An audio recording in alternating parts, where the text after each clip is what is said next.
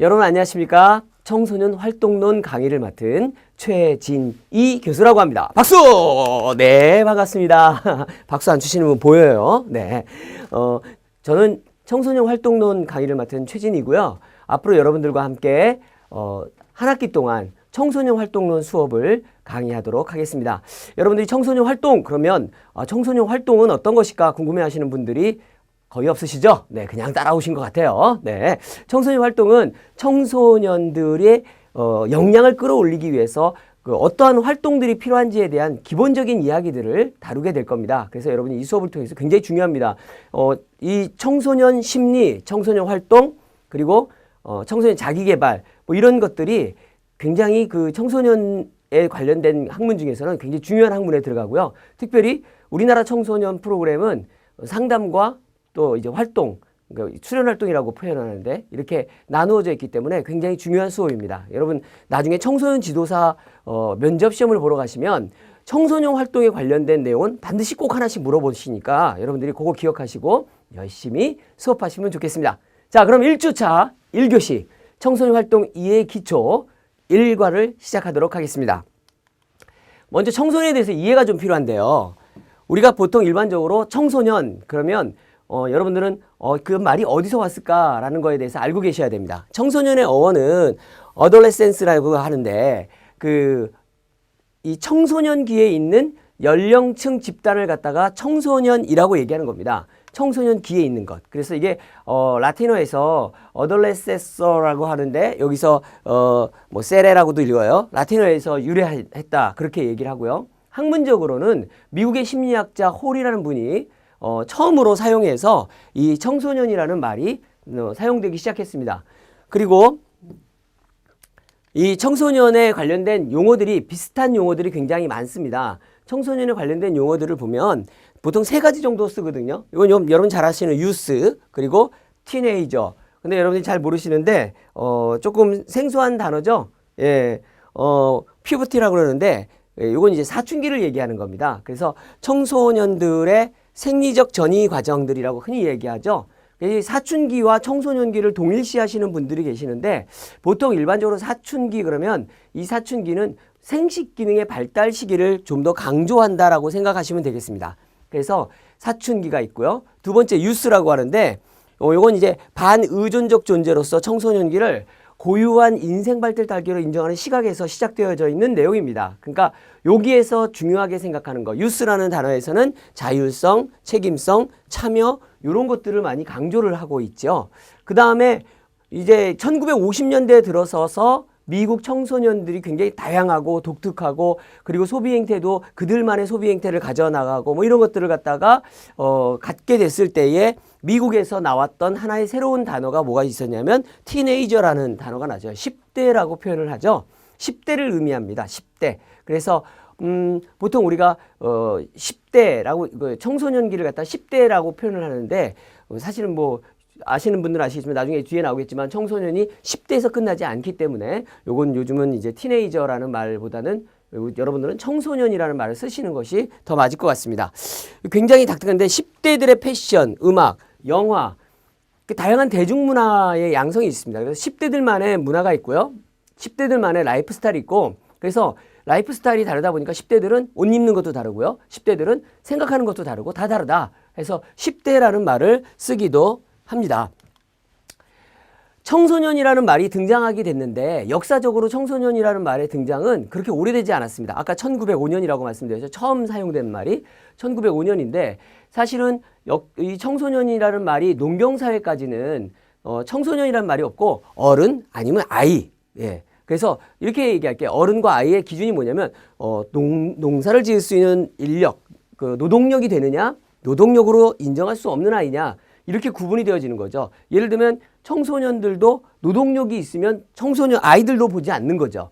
그래서 노동력이 없는 아이와 그리고 노동력을 가진 어른과 이렇게 둘로 나누어서 구분을 했었습니다. 요것이 이제 역사적인 등장 배경이고요. 그리고 그렇게 농경사회를 갖다 쭉 거쳐오면서 사실 농경사회에서는 농사를 짓는 게 여러분 얼마나 빡센지 아시는 분들은 아십니다. 아침에 일어나가지고 새벽부터 일해서 저녁 늦게까지 일을 해야 될 것들이 굉장히 많거든요.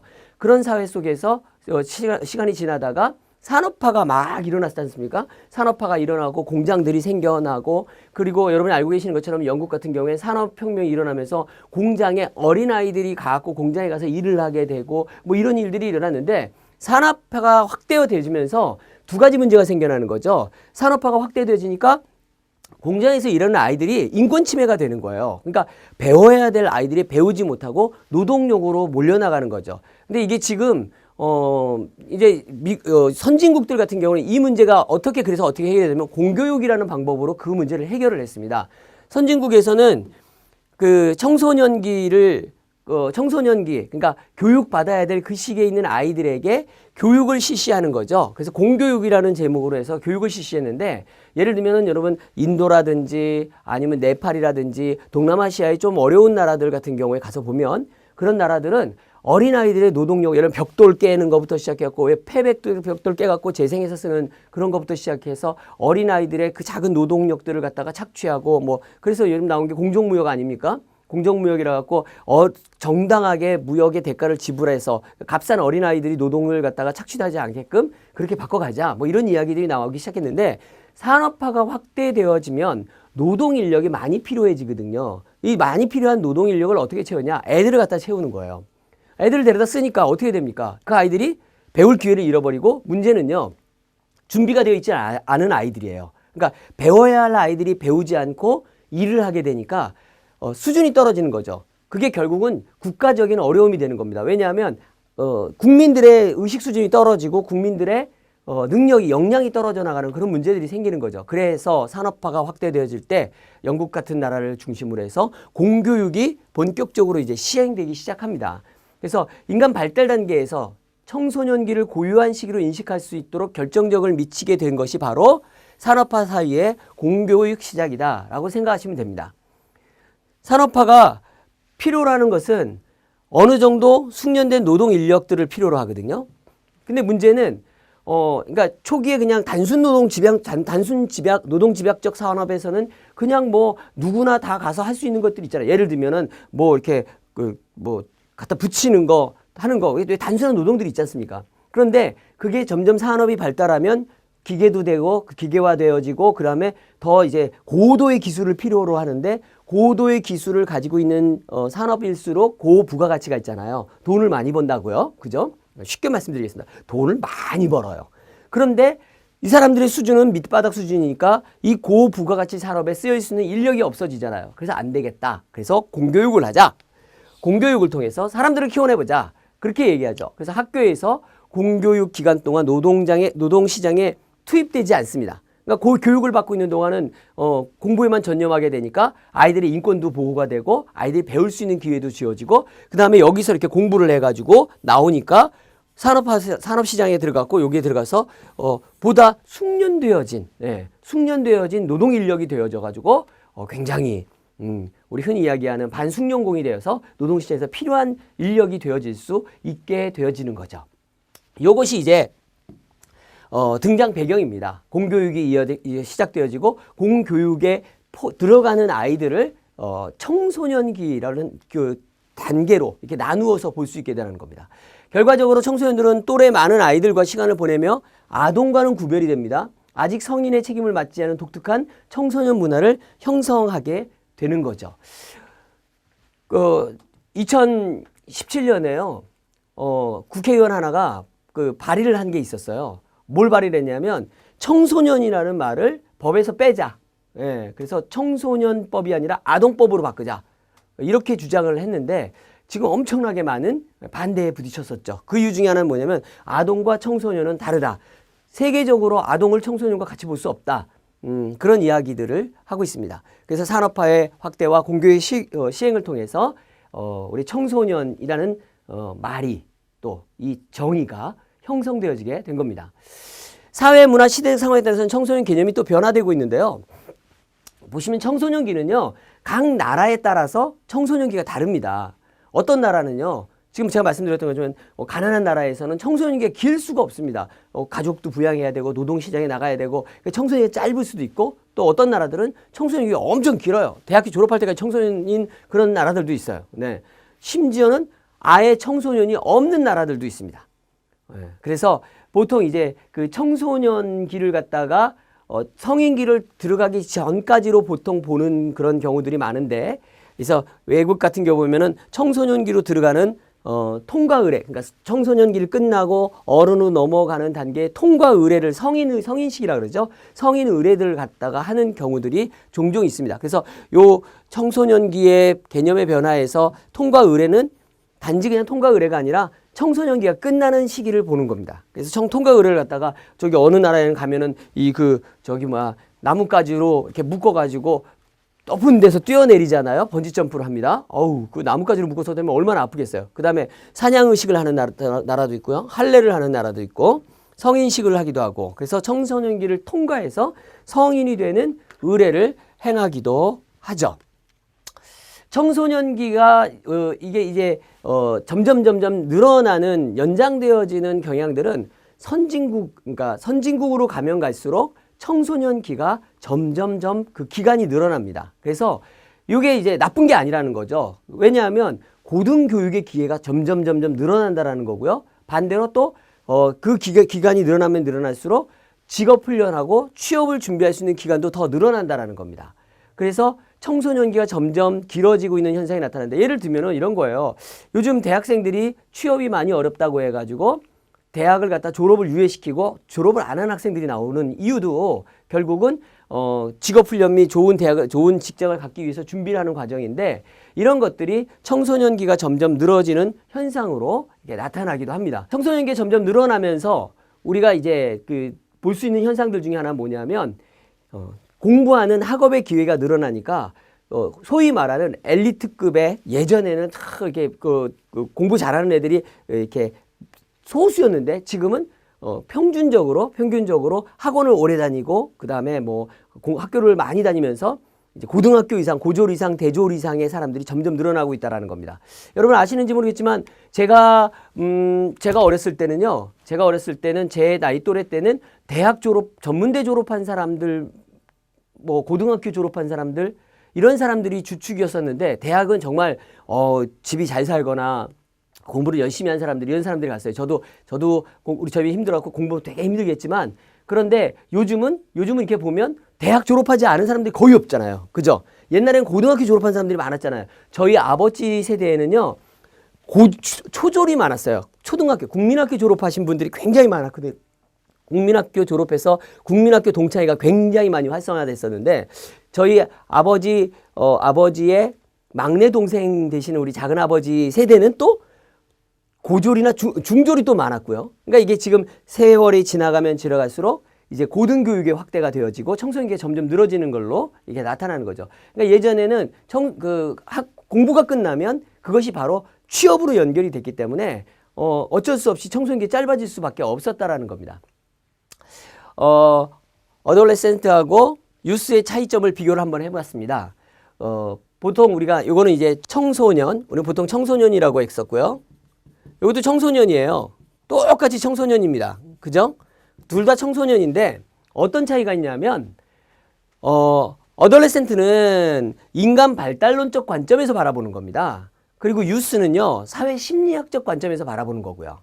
그래서 보통 어덜레센트 그러면 그 생리학적 발달 국면, 그러니까 그 신체적인 이런 것들을 많이 바라보는데, 유스 같은 경우는 사회 심리학적 생활 국면을 많이 강조하고, 그리고 어덜레센트 같은 경우는 과도기적 특성, 그리고 유보된 시민권, 그러니까 시민권이 있지만 지금 현재 시민으로서의 역할은 아니다. 너희는 아직은 시민이 아니야 라고 얘기하는 거죠. 그래서 과도기예요. 과도기고 너희는 요 시기가 끝나야 들어간다. 다시 얘기하면 너희는 지금은 공부만 해야 될 시기야. 니네가 지금 뭘 하겠니? 니네가 정치 참여하겠니? 니네가 사회에 참여하겠니? 니네가 뭘 알긴다고 해? 니네는 아직 공부해야 될 시기고 니네 아직 성장해야 될 시기니까 니네는 그냥 열심히 공부하고 열심히 노력하면 돼 라고 이야기하시는 어른들의 관점은 어덜레센트라는 거죠. 예. 반대로 야, 우리도 우리의 인권이 있어. 청소년의 인권을 지키자. 미투 이런 것부터 시작해가지고 청소년들의 책임을 다하기 위해서 피켓을 들고 촛불 집회에 참여한다고 나오고 막 이러는 것들을 이야기할 때는, 이 청소년들의 개념을 얘기할 때는 유스라고 이야기한다라고 생각하시면 유스와 어덜레센트의 차이를 충분히 쉽게 이해하실 수 있지 않을까 싶습니다. 자, 두 번째로 이제 청소년의 법적인 정의에 대해서 한번 이야기를 해보도록 하겠습니다. 청소년에 대한 이야기를 법에서 어떻게 청소년을 이야기하고 있는가? 자, 근데 이게 되게 복잡해요. 왜냐하면 아동, 청소년, 소년, 연소자, 미성년자 이 법에 따라서 규정이 다 다르다는 겁니다. 아마 이 이야기는 여러분들이 청소년 학 강의의 모든 강의들을 청소년 심리부터 시작해서 모든 강의를 할 때 청소년의 법적인 정의에 대해서 다 한 번씩 이야기를 할 수 있습니다. 아마 다른 분들도 하실 거예요. 왜 모든 분들이 이 청소년의 법적인 정의에 대해서 이야기를 할까요? 그만큼 청소년에 관련된 학문에서 중요한 건 이 우리나라에서 청소년을 법적으로 어떻게 정의하고 있느냐 이게 그만큼 중요하기 때문에 다 한마디씩 하시는 겁니다. 그러니까 잘 기억해야 돼요. 아예 암기한다 생각하세요. 네. 예, 보통 입법의 취지나 단행 법률들의 목적이 다르기 때문에 규정하는 거니까 이거는 반드시 법이 일치할 필요는 없습니다. 그러니까 아동에서는 몇 살부터 몇 살, 청소년 또 법에서는 몇 살, 소년법에서 몇 살 이렇게 이야기하면서 왜 다 달라요? 다 다를 수 있어요. 네, 그때 달라요. 네. 그게 다른 것이 잘못된 게 아니다라는 사실을 기억하시면 되겠습니다. 자, 아동복지법. 아동복지법에서 아동은 제3조에 정의해 보니까 이 법에서 사용하는 용어의 뜻은 다음과 같다. 아동이란 18세 미만의 사람을 말한다. 그런데 이 청소년 관계법, 청소년 기본법, 청소년 보호법 이런 것들이 제정되기 전까지는 미성년자라는 용어하고 함께 청소년에 대해서 주로 사용했던 게 어떤 거였냐면 사실은 아동이라는 말을 썼었어요. 네. 아까 말씀드렸었죠. 예전에는 어른과 아동만 있었다. 네. 그렇게 썼었는데 이제는 이게 좀 바뀐 거죠. 두 번째는 이제 청소년 기본법이 있습니다. 청소년에 관련된 모든 법의 기본이 되어지는 기본법이 있고요. 여러분 아시는지 모르겠지만 법은 기본법이 그러니까 모법이 있고 하위법이 있고 그 다음에 시행령이 있습니다. 나눠지는 거 아시죠? 예. 청소년 법제론 수업 들어보시면 나올 겁니다. 예. 거기에서 보시면 그런 이야기들이 나오는데요.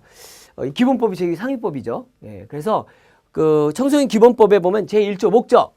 그래서 이렇게 얘기합니다. 청소년 기본법은 청소년의 권리 및 책임과 가정, 사회, 국가, 지방자치단체의 청소년의 책임을 정하고 청소년 정책에 관련된 기본적인 사항을 규정함을 목적으로 한다.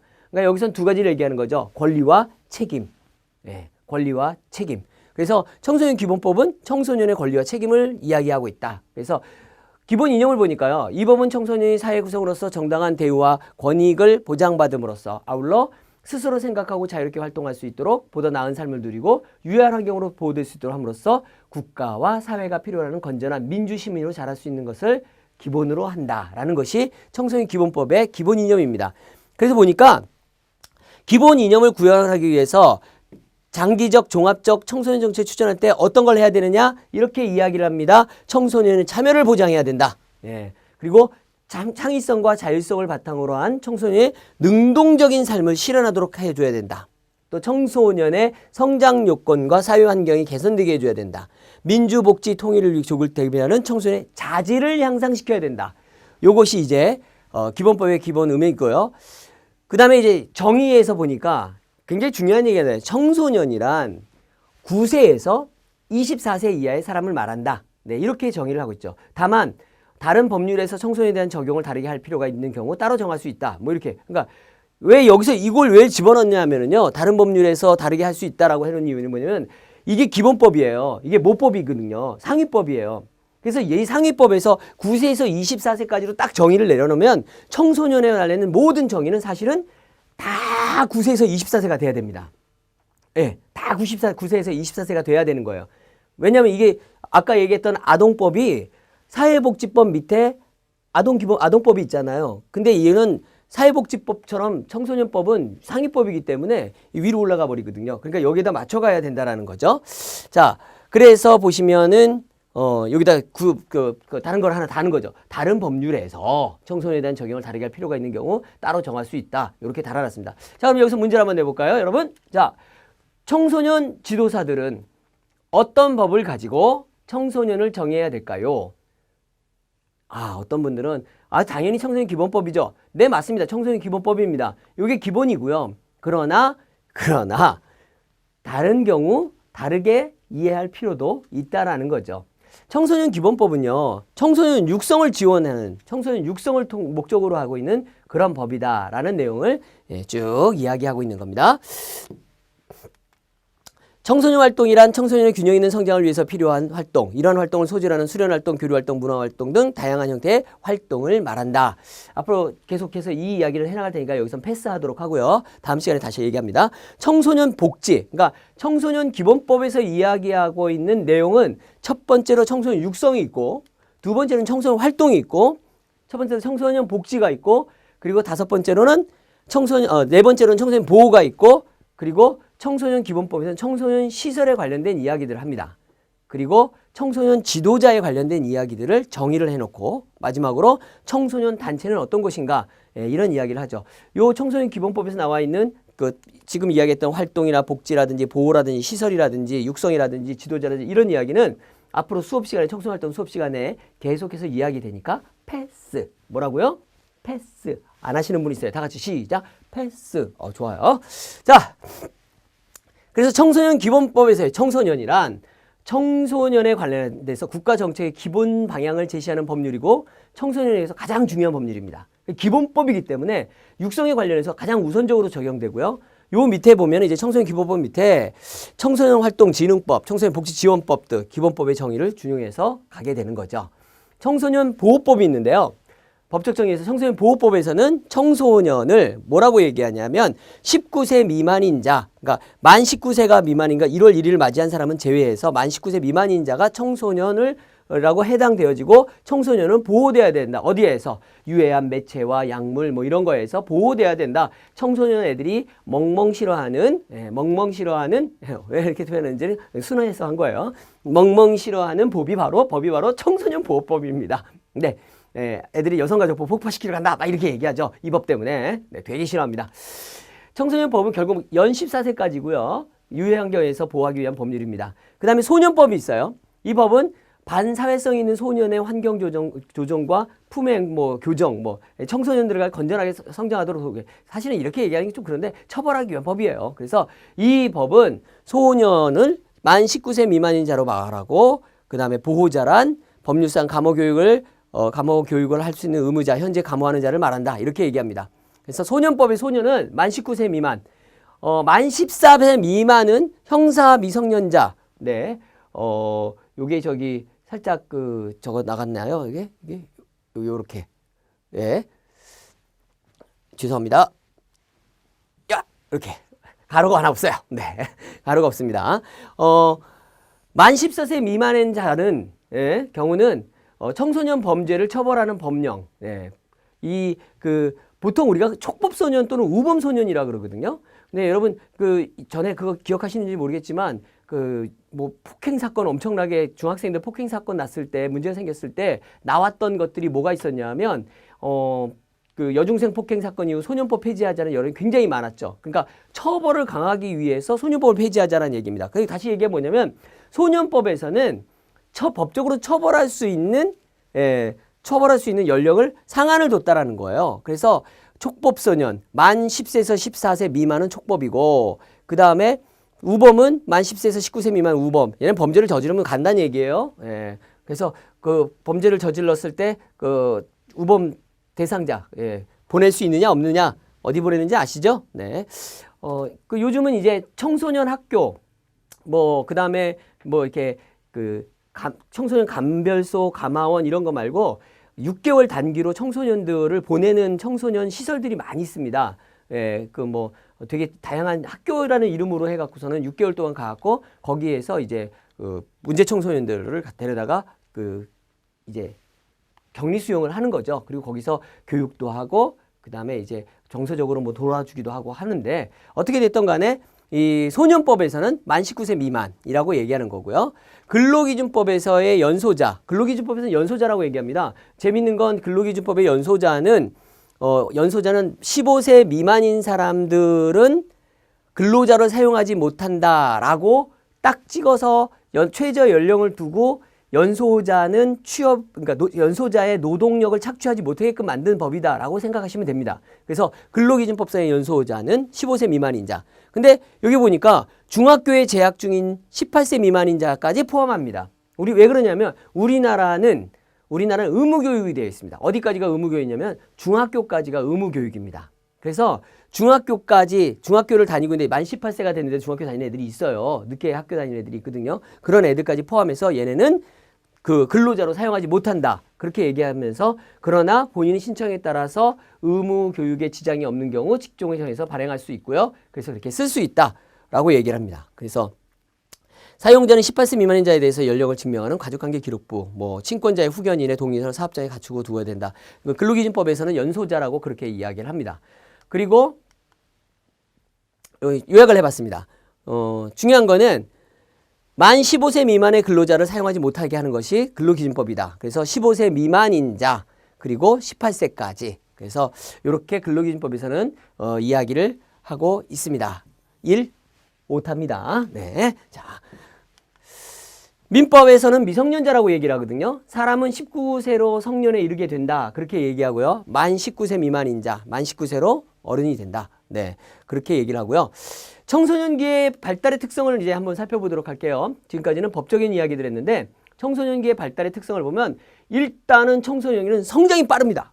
이거 다 동의하실 겁니다. 청소년기 성장이 확 빠릅니다. 신체적으로 쭉 사춘기를 거치면서 신체적으로 영아기 이어 2차 급성장기를 쫙 경험하게 되고요. 근데 문제는 요즘 청소년들은 과거에 비해서 점차 이른 시기에 신장과 체중의 증가가 뚜렷해지기도 합니다. 그래서 청소년의 비만 문제가 대두되기도 하고 청소년들이 너무 빠른 시기에 어른이 되어진다 해서 조숙증 이런 이야기까지도 나오고 있기도 합니다. 그래서 사춘기의 성적인 발달, 신체 성적 발달에 보면 혹은 남자로서 여자의 생식기가 이제 추가돼서 기능이 사용할 수 있는 기능이 생기는 거잖아요. 그죠? 그러다 보니까 성적 성숙은 빠른 데 비해서 조숙과 만숙의 문제가 돼서 아까 얘기했지만 성조숙증 이런 것도 나오고요. 그 다음에 또 더 큰 문제는 성적으로 빨리 자라는데 정신 연령은 어리다 보니까 이런 것들이 이제 또 하나의 문제로 차지하게 되죠. 신체 성적 발달에서 청소년에게 미치는 영향을 살펴보면 자신들의 신체 변화를 내가 이렇게 변화되고 있다는 걸 느낀다라든지 또는 신체 변화에 대한 관심이 확 크게 나타나는 거예요. 그래서 어떤 현상이 나면 쟤는 좀 이렇게 남자애들 같은 경우에는 남자애들 같은 경우에는 음모가 자라는 거 이렇게 이런 것들을 비교하면서 또는 음경의 크기를 비교하면서 이렇게 얘기하기도 하고 여학생들 같은 경우에는 다른 친구와 신체적으로 이제 외형적인 특징들을 비교했고 신체적 열등감을 갖게 되기도 합니다. 또 성호르몬의 분비가 성적 욕구의 발달을 동반하다 보니까 이런 것들이 이제 자유행위나 이런 것들과 연결되어져서 죄의식이나 성적 충동 조절의 문제를 초래하기도 하는 거죠. 두 번째로 이제 인지적 발달이 청소년기의 발달의 특성 중에 하나인데요. 질적 차원에서 보면은요, 청소년기가 형식적 조작기에 해당되어지거든요. 피아제가 한 이야기입니다. 그래서 인지적 조작 범위와 대상이 굉장히 넓어지는 거죠. 그리고 되게 추상적으로 하는 거예요. 그래서 나하고 상관이 없는 사람들한테까지도 나하고 지금 내 옆에 있는 그런 범위가 아니라 더 넓게 광범위한 범위까지 정신적으로 인지적으로 인지하게 되어지는 거죠. 그래서 추상적인 개념 다룰 수 있고 현실보다 가능성의 세계를 중요하게 되는 겁니다. 그래서 애들이 당장 지금 지네 문제도 아닌데 막 고민하고 있는 그런 일들이 일어나고 있는 일이 인지적 발달이 일어나기 때문이고요. 종합적 사고가 가능하고 상위 인지가 발달해서 자기 성찰에 몰두하고 자아 정체감 획득이 가능한 시기가 바로 이 청소년기의 발달의 특성이다라는 거죠. 양적으로는요, 정보 처리 능력, 뇌가 커지는 거죠. 뇌가 커지는 게 아니라 정확하게 하면 뇌에 사용할 수 있는 범위들이 넓어지는 거죠. 그래서 속도도 빨라지고요, 방법도 빨라지고 아동기에 비해서 굉장히 우수하게 바뀌는 겁니다. 그래서 우리가 청소년기에 공부를 열심히 해야 되는 이유는 청소년기에 공부를 열심히 할 수밖에 없는 이유는 이때가 뇌가 확장이 되기 때문에 뇌의 사용 범위가 확장되기 때문에 이때 막 집어넣어야 늘어나는 거죠. 네, 두뇌 기억력도 점점 늘어나서 12세 경에는 거의 성인 수준까지 도달한다. 그렇게 얘기합니다.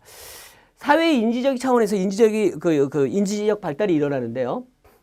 타인의 감정, 의도를 관찰하고 추론하고 개념하는 능력이 점점 발달하게 됩니다. 그래서 다른 사람들의 어떤 그 감정에 대해서 굉장히 예민해지는 거죠. 특히 이 타인의 감정 중에서 대인관계와 인간 행동이 폭도 점점 넓어지면서 내 친구, 나하고 친한 사람들과의 어떤 이런 그 관계 속에서 그 사람들의 감정이나 의도들을 추론하고 관찰하고 개념화해서 상처도 받고 또 실망도 하고 또 삐지기도 하고 걱정도 하고 하는 이런 일들이 사회 인지적 차원에서 이런 발달들이 쫙 늘어나게 되는 거예요. 정서적으로 발달하는데요. 청소년 초기에는 보통 사춘기에는 성적 충동을 갖다가 강하게 경험을 합니다. 그래서 사춘기에는 성적 충동이 강하게 경험하다 보니까 성에 대한 호기심이 막 늘어납니다. 그래서 이때가 이성에 대한 관심이 막 늘어날 때잖아요. 그리고 이렇게 저기 요즘 문제는 뭐냐면 아까 그런 얘기를 제가 잠깐 들었었는데 청소년기가 시간이 지나갈수록 요즘 들어갖고 점점 내려오고 있잖아요. 예를 들면 예전에 제가 어렸을 때는 중학교 3학년이 돼야 여학생들의 그 2차 성징기에 나타나는 생리라든지 이런 현상들이 나타나는 걸 많이 봤어요. 중학교 1, 2, 3학년 그리고 남학생들도 중학교 올라가야 사춘기 그 생리적 변화를 겪는 사춘기를 겪는 경우가 보통 많았었는데 요즘은 이 생식기의 변화가 일어나는 사춘기가 쭉 내려가고 초등학교 빠른 애들은 초등학교 1, 2, 3학년 때 나타나는 아이들도 있고요. 또 어떤 아이들은 초등학교 보통 늦어도 5, 6학년 때는 5, 6학년 때는 대부분이다. 여자애들 같은 경우에는 대부분은 아니지만 상당수의 아이들이 5, 6학년 때 사춘기를 이미 겪고 있다라는 거죠. 그러니 저희는 청소년에 관련돼서 이야기할 때 보통 우리가 일반적으로 14세에서 만 14세에서 24세까지 청소년입니다. 이렇게 이야기를 할 수가 없어지는 이유 중에 하나가 뭐냐면 만 12세에서 24세 요즘 초등학교부터 사춘기가 시작되어지고 근데 보세요. 사춘기가 시작되었다는 이야기는 성에 대한 호기심이 생기는 시기가 되어진다라는 겁니다. 이성에 대해서 관심이 증가하는 시기가 되어진다라는 거죠. 근데 아직까지도 학교 교육은 초등학생까지 사춘기를 내려서 이야기하지 않고 현장에 있는 선생님들은 얘들이 이제 사춘기가 시작됐어 라고 느끼지만 학습 자체에서는 청소년 그러니까 사춘기를 그 아이들의 그 성적 발달을 맞춰갖고 밸런스를 그쪽으로 맞춰서 가지 못하고 있는 경우가 너무 많이 있다라는 거죠. 그러다 보니까 문제가 좀 많이 생기는 거고요. 청소년 초기의 정서는 어떤 정서냐면요. 일단 기본적으로 호기심이 강해지는 거죠. 이성에 대한 호기심이 엄청 강해집니다. 그 다음에 청소년 초기에 이 이성에 대한 호기심이 늘어나면 반드시 같이 따라오는 게 뭐냐면 수치심을 가져오는 거예요. 그래서 여자애들, 남자애들이 서로 이러는 걸 보셨을 거예요. 그래서 여자애들이 자 우리 남학생들 이쪽으로 와서 자 여학생들 손잡아 주시고 그럼 이래요. 네, 이성애들 반발하는 거죠. 네, 그리고 주변 사람들한테 굉장히 허세적으로 반항해요. 선생님 재수 없어요. 여자애들 이러고요. 남자애들은 에이 쟤들하고 어떻게 잡아요? 말도 안 돼요. 쟤들하고 같이 어떻게 앉아요? 이렇게 얘기를 해요. 그러니까 웃기는 거죠. 어른들이 보기에는. 그런데 그게 청소년 초기에 나타나는 정서의 특징들 중에 하나라는 거죠. 그래서 수치심도 느끼고 이성에 대해서 반발도 하기도 하고 주변 사람들한테 허세적 반항을 하기도 합니다. 그러니까 혹시 예전에 초등학생들은 어디 캠프 같은 거 가갖고 초등학생들한테 자 우리 같이 손잡고 여성 손잡고 같이 이렇게 캠프파이어 하면서 하자고 손잡으라 그러면 예를 들면 포크 댄스를 하라면 초등학생들 아무 생각 없이 잡고 그걸 랄라 룰루룰루 이렇게 했어요. 요즘 초등학교 애들 가갖고 자 여자친구하고 손잡고 애들이 안 해요. 이러고 앉아 있는 거예요. 네. 왜요? 이 청소년 초기 증세가 초기의 정서적 발달의 특징이라는 거죠. 그래서 이중 정서 표출로 인해서 일관성이 없어요. 네. 불안정해요. 네. 정서의 기복도 엄청 심해요. 네. 그래서 청소년기의 특징 중에 하나는 이런 정서적으로 일관성 없고 불안정하고 기복이 막 심해서 어떨 때는 막 이렇게 좋았다가 어떨 때는 싫었다 지 맘대로 해요. 막 짜증나죠. 네. 그냥 원래 그런 거예요. 이렇게 생각하시면 돼요. 요게 이제 청소년 중기로 들어가면 중학교 말부터 고등학교까지로 발전하는 겁니다. 이게 중기예요. 그런데 청소년 중기는요. 초기보다 더욱 강렬한 정서를 느낍니다. 네. 그러니까 아까 얘기했던 그런 정서적 특징들 있잖아요. 사춘기에 대한 성적인 충동 또는 동시에 수치심도 느끼고 이성에 대한 반발하기도 하고 주변에서 허세적 반응을 하고 이런 것들이 더 강렬하게 정서로 느껴지지만 의식적으로 억압하려는 경향이 보이는 거죠. 예, 의식적으로 억압하면 된다. 그러니까 왜 의식적으로 억압하냐면요. 결국은 내가 다른 사람들과 비교하면서 다른 사람의 시선을 의식하는 거예요. 청소년 중기의 가장 큰 특징은 뭐라고 얘기하냐면 타인의 시선을 의식하는 거죠. 다른 사람이 나를 어떻게 바라볼까? 정서적으로 그런 거예요. 그래서 억압의 과정에서 자기 혐오나 열등감을 갖게도 돼요. 예. 그리고 내면적으로 침울해지거나 정서적으로 불안정성이 고조화되기도 하는 그런 일들이 청소년 중기에 일어나게 됩니다. 그 다음에 자아의식이 높아지거든요. 자아식이 높아지는데 자기에 대한 의식이 높아지는 거예요. 그러니까 자아의식이 높아진다는 건 나를 위해서 나에 대한 생각이 많아진다는 얘기는 어떻게 하면 내가 나 자신을 돋보이게 할까? 내가 돋보이고 내가 드러나기를 원하는 거예요. 그러니까 독선적일 될 때도 있고 우월성을 과시할 때도 있고 현실을 부정하고 혐오하는 경향을 보이기도 합니다. 그러다 보니까 이 자아의식이 높아지면서 어떤 현상들이 나타나냐면 기성세대에 대해서 굉장히 많이 불평을 갖게 되는 거죠. 그리고 사회 구조에 대해서도 불만이 있어요. 예를 들면 왜 어른들은 저렇게 살까? 왜 이 사회는 이런 사회일까? 그래서 아이들이 촛불 들고 청소년들이 나와서 촛불 들고 외치는 이유들 중에 하나는 이런 부분들이 굉장히 많아지는 거예요. 사회의 도덕과 법률의 의혹을 품고 비판하기도 하고 하는 이런 일들이 청소년기 중기에 나타나는 가장 두드러진 현상이다라고 생각하시면 됩니다. 그리고 청소년 후기, 이제 대학교 시기라고 일반적으로 그렇게 얘기하거든요. 근데 이 시대에 점차 사회적으로 안정적인 방향으로 정서를 경험하게 됩니다. 사회적으로 안정적인 방향입니다. 그래서 내가 머무르고 있는, 내가 소속되어 있는 사회가 있잖아요. 대학이면 대학, 동아리면 동아리, 뭐 이런 곳에서 안정적인 방향으로 정서를 경험하게 되고요. 그 다음에 주관과 객관의 결합, 현실과 이상의 조화, 사회와 타협 등을 꾀하게 되는 거죠. 그러니까 예전에 이 청소년기 중기의 정서는요, 사회와 타협하지 않아요. 이게 1번이 맞다 그러면 이 아이들은 무조건 1번이 맞는 걸로 밀고 나가는 게 청소년 중기의 특징이에요. 그런데 청소년 후기에 접어들게 되면 이렇게 얘기를 하죠. 청소년 중기에는 어떻게 그럴 수 있어요? 라고 이야기하던 애들이 청소년 후기에 오면 그럴 수도 있겠구나. 이렇게 이야기를 하는 거죠. 이게 이제 자의식의 완성이라고 얘기하는데, 이 자의식의 완성이 그 과정 속에서 어떤 것을 배웠느냐, 어떠한 역량을 쌓았느냐에 따라서 안 좋은 쪽으로 타협을 해가느냐, 아니면 정말로 내 아이를 위해서, 이 사회를 위해서 내가 타협을 위해서 나가느냐, 뭐 이런 식으로 가야 된다라는 거죠. 왜 보면 사회에 보면 예를 들면 이런 거예요. 예를 들어서 가장 흔한 예를 들어갖고 한 지역을 재개발을 해야 되는데 그 지역에 재개발을 해야 되는데 그러려면 그 지역에 살고 있는 사람들이 나가야 되잖아요. 또는 한 지역을 재개발하게 되면 그 지역에 있는 환경이 조금은 다 바뀔 수가 있단 말이에요. 그런데 청소년 중기에 있는 아이들은 절대로 있는 사람을 어떻게 내보내십니까? 말도 안 됩니다. 그 다음에 환경을 어떻게 바꿉니다. 이건 바꿀 수 없습니다. 이런 의식들이 굉장히 강해서 절대로 타협하려 하지 않는다라는 그런 경향들이 있어요. 안 되는 건 안 되는 겁니다라는 생각들을 갖죠. 그러다가 청소년 후기에 접어들면 그래, 그 지역사회가 발전하기 위해서는 지금 남아있는 사람들이 조금 더 불편하고 조금 더 희생하더라도 그 사람들이 좀 비켜줘야 돼. 알받기 안 돼. 이렇게 얘기를 하는 거죠. 알받기 안 돼. 뭐 예를 들어서 그 흔한 이야기로 군산에 있는 뭐 GM 대우 공장에 있는 사람들 이야기를 하면서 그 사람들 그 공장이 문을 닫으면 안 됩니다. 라고 얘기하면서 절대 안 됩니다. 라고 얘기하는 사람들이 있는가 하면 또 어떤 사람들은 적자가 나는데 그걸 왜 놔둡니까? 문을 닫아야죠. 라고 얘기하는 사람들이 있잖아요. 그런 것처럼 타협을 할 수 있는 자의식이 완성되어지는 단계다라고 보시면 됩니다.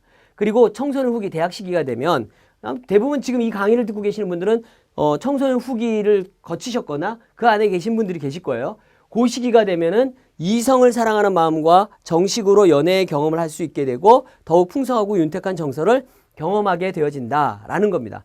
문제는 그러니까 기존에 있었던 이성을 사랑하는 마음이라는 게 청소년기에 이성을 청소년 중기까지, 그러니까 고등학교 때까지 청소년들이 이성을 바라보는 눈과 청소년 후기의 대학교 시기, 요 시기에 청소년들이 이성을 바라보는 이성관이 조금 바뀌어진다라는 거예요. 어떻게 바뀌어지냐면 책임의식이 생기는 거죠.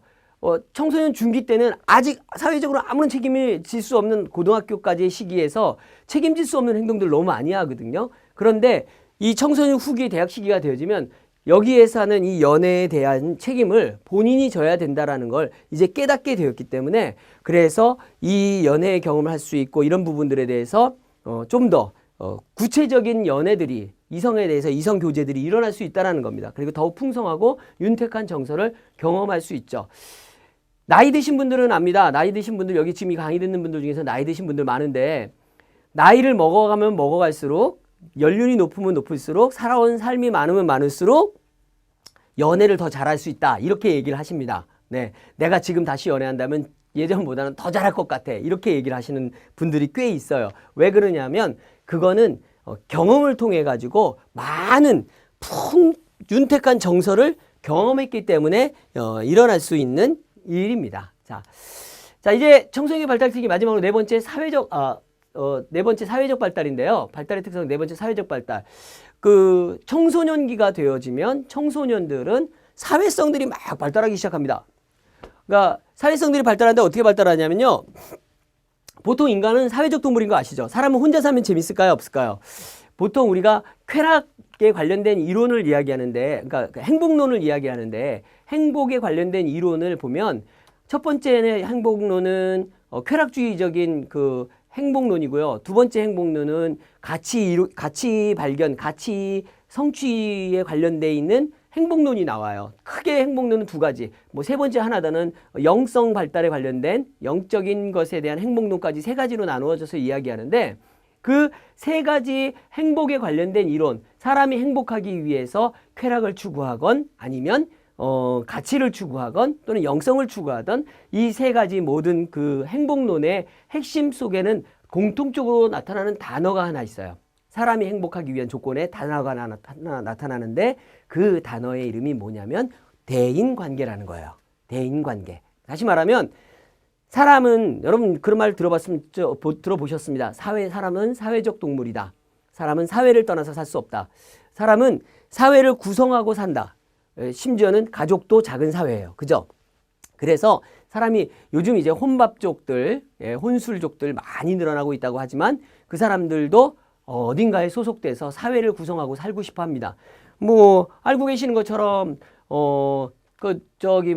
로빈슨 크루소도 열심히 나오려고 그랬잖아요. 아니 왜 혼자 살 수 있으면 무인도에 혼자 살고 있는 사람들이 거기 떨어져서 혼자 살고 있는 사람들이 왜 나오고 싶어서 난리를 치겠어요.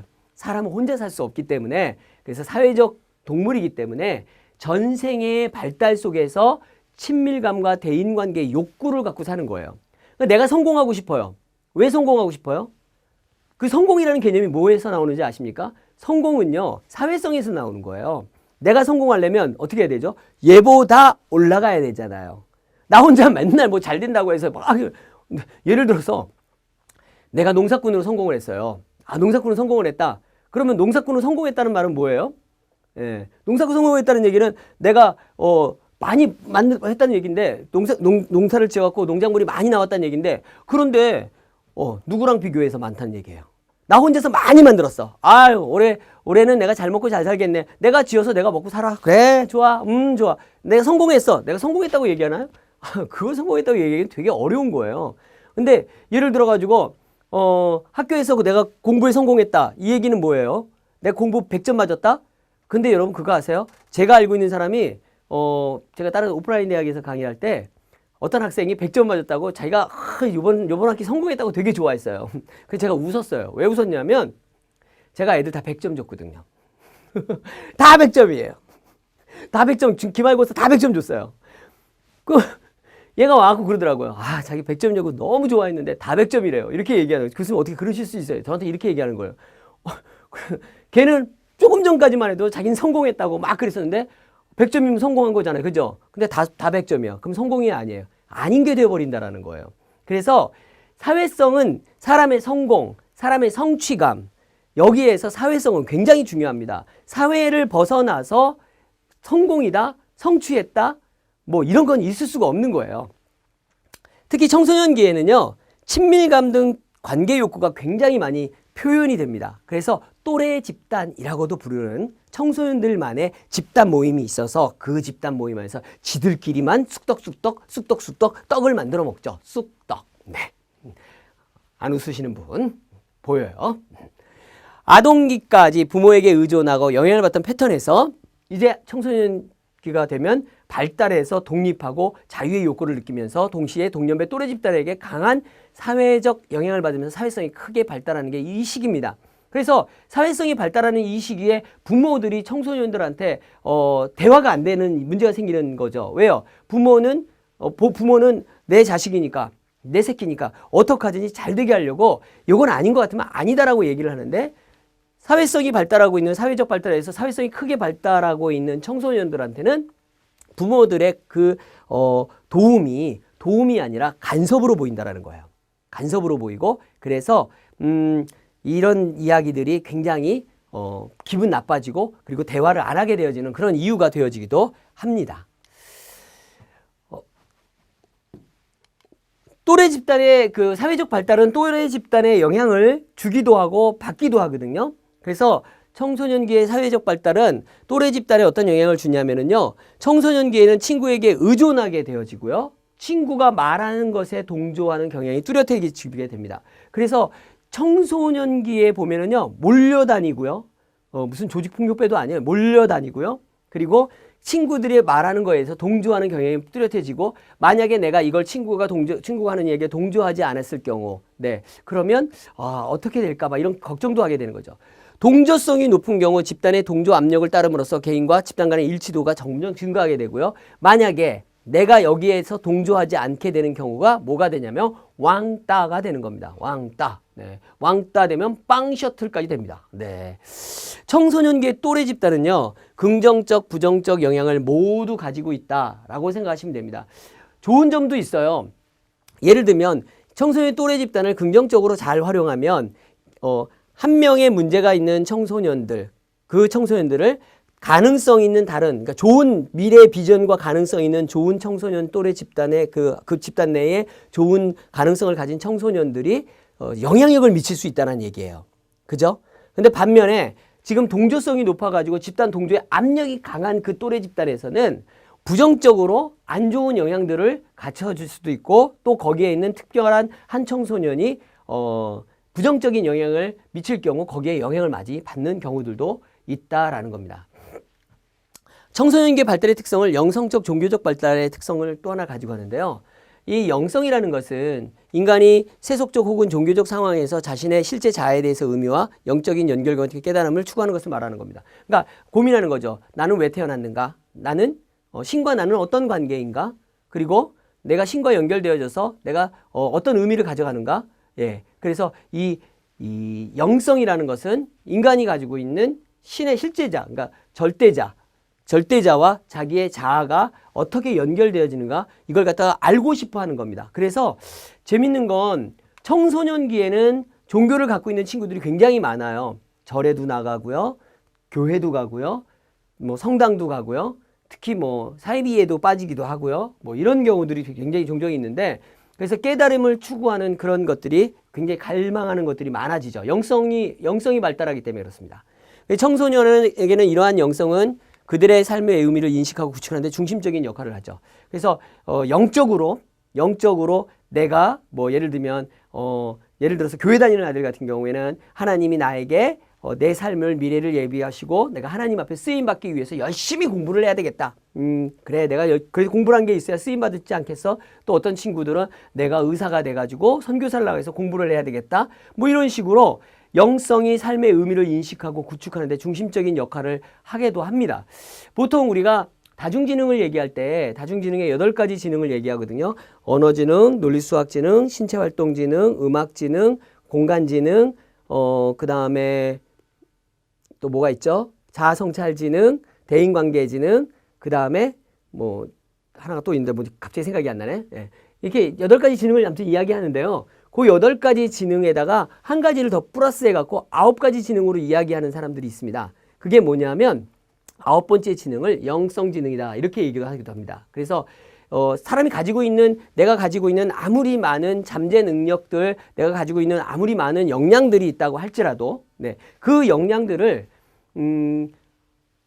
사용하는 데 있어서, 그 역량들을 갖다가 사용해서 내 미래를 설계하는 데 있어서 영적인 목표가 있으면 아무리 가진 것이 부족해도 더 많이 끌어올릴 수 있다. 예, 이렇게 이야기하기도 하죠. 네. 청소년기는 열렬한 이념적 갈증의 시기입니다. 그래서 이념적으로 굉장히 갈증이 많습니다. 삶의 의미와 목적에 대해서 막 이해하려고 노력하고 막 찾아나가는 시기가 바로 이 청소년기 시기고요.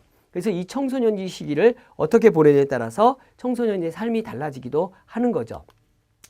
청소년기는 형식적 논리의 사고 능력을 바탕으로 종교의 상징을 이해하고 사용할 수 있게 되어 자신의 인식과 종교의 통합을 시도하게 됩니다.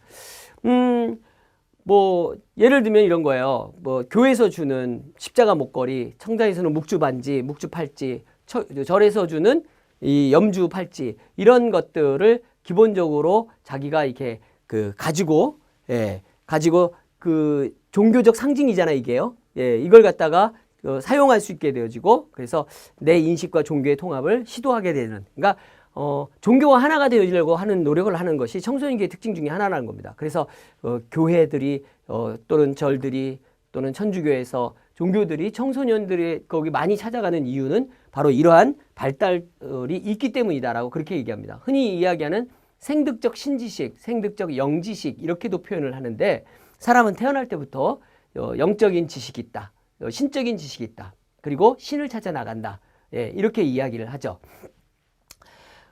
청소년은 통찰 능력이 발달하게 되는 그런 시기다 보니까 종교에 대해서 부정적 태도를 나타내는 경우들도 있습니다. 그러니까 굉장히 아까 말씀드렸지만 청소년기는 비판적이고 평가적이고 그리고 옳고 그름을 분명히 따지는 시기가 되다 보니까 종교에 대해서 부정적인 태도를 나타나서 교회 다니는 인간들이 다 왜 저래? 보통 이제 종교에 대한 부정적인 시기는 종교 자체가 아니라 종교에 관련된 사람들 때문에 나타나기도 하는 거거든요. 이런 모습들이 나타나기도 합니다. 청소년기는 영성과 종교에 대한 관심이 나타나는 동시에 종교에 대해서 비판적이고 부정적인 시각도 소유하게 되는 거죠. 그래서 종교의 강압 내지 강요, 또 과학과 종교의 거리감 등이 생겨나게 되어지는 이유가 바로 그런 거 있습니다. 종교의 강압과 강요, 뭐 아시다시피 예를 들어 갖고 고해 성사를 억지로 해야 된다라든지, 아니면은 고해 성사를 안 하면 안 된다라는, 이게 뭐 불만이라는 애들도 있고요. 심지어는 그 다음에 무슨 교리적인 내용에서 마음에 안 드는 것들, 또 뭐 기독교 같은 경우에는 수련회 가면은 왜 소리 내서 기도하고 손 들고 찬양하라 그러고, 난 그런 게 싫어. 왜 꼭 그런 거 억지로 시켜야 돼? 뭐 그런 분위기를 왜 만들어? 뭐 이렇게 이야기하는 애들도 굉장히 많이 있습니다. 종교에 대해서 부정적인 애들은요. 어떤 애가 그런 얘기를 하더라고요. 자기가 수련회를 갔다 왔는데, 캠프를 갔다 왔는데, 교회 수련회 갔다 왔는데, 교회에 갔는데 애들이 소리를 지르더래요. 뭐라고 소리 지르면 죽여! 죽여! 그러더래요. 그래서 그게 뭔 소리야? 그랬더니 알고 보니까 주여 주여 하는 거를 얘는 죽여 죽여로 드는 거예요. 예, 되게 듣기 싫은 거죠. 그래서 이런 것들이, 이런 마음은 결국은 청소년기에 나타나는 종교적 발달, 영성적 발달 속에서 종교에 대한 비판적, 부정적 시각들이 있기 때문에 나타나게 되는 현상들 중에 하나라는 겁니다. 자, 오늘은 청소년기의 발달의 특성까지 이야기했습니다. 청소년 활동론, 청소년에 대한 이해, 이번 시간 여기까지 하고요. 잠시 뒤에 다시 한번 다음 강의 이어가도록 하겠습니다. 수고하셨습니다.